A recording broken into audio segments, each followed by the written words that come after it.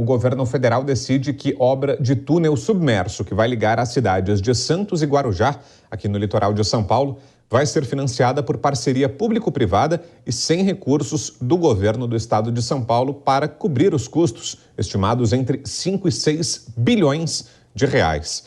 Quem vai detalhar esse cronograma para a gente é o repórter David de Tarso. Já tem data, David? Qual o início previsto das obras? Boa noite para você, bem-vindo.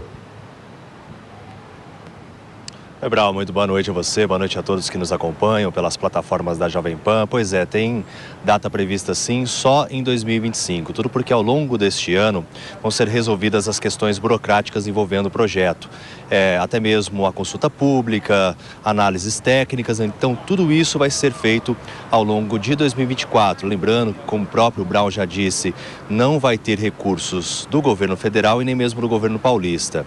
O governo paulista vai ficar responsável pelo projeto, para saber ali se todos os detalhes do projeto estão corretos e até mesmo correr atrás das licenças ambientais junto à CETESB. Esse projeto já era uma iniciativa do então ministro da Infraestrutura, Tarcísio de Freitas, atual governador de São Paulo, quando ele ainda era ministro na gestão Bolsonaro, mas a ideia era diferente dessa que vai ser aplicada.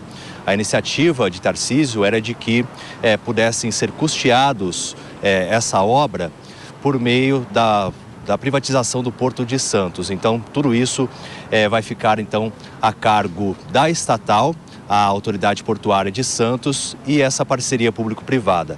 A estatal é a antiga Codesp, inclusive tem bastante dinheiro em caixa, cerca de 2,7 bilhões para a construção desse túnel submerso para interligar as cidades de Guarujá e Santos e para isso desativar a balsa que existe por lá. Inclusive neste fim de semana, no domingo, estive lá no Guarujá, fui atravessar para Santos para chegar até aqui São Paulo e gastei cerca de 1h30. E esse túnel então vai trazer a viabilidade de tornar esse processo, essa locomoção muito mais rápida. Nós conversamos com o Marcos Quintela, ele que é especialista no assunto da FGV do Rio de Janeiro, e deu mais detalhes sobre a complexidade dessa obra, porque não é uma obra simples. Afinal, deve custar em torno entre 5 e 6 bilhões de reais, mas envolve muita complexidade, afinal, vai ser por debaixo d'água. Vamos acompanhar então a fala.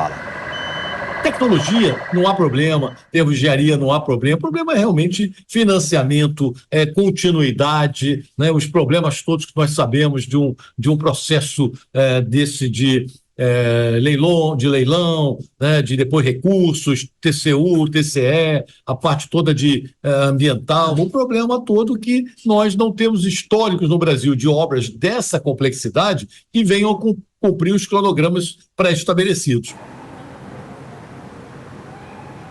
Pois é, lembrando que o leilão vai ser realizado ainda neste ano por meio dessa parceria público-privada. Por isso que não é possível estimar qual o valor exato, porque as empresas interessadas vão dar os seus lances. Mas, conforme eu já disse, a Autoridade Portuária de Santos tem 2,7 bilhões de reais em caixa e o restante, então, ficaria por meio dessa parceria público-privada.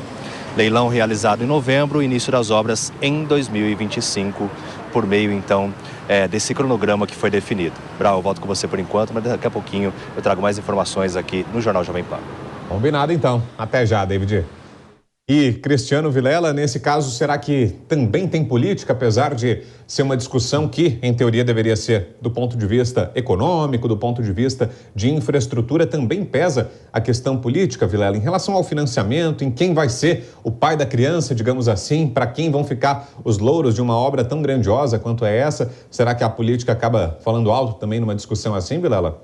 Pois é, Brão, você vê que uma obra tão grandiosa, tão estratégica como essa, ela deveria contar, sim, com o apoio de governo estadual e governo federal trabalhando juntos para essa finalidade. E não ficar, de alguma forma, o governo federal querendo deixar de lado o governo estadual dessa obra, que é uma obra realmente estratégica, e o que todos nós esperamos é que ela saia do papel.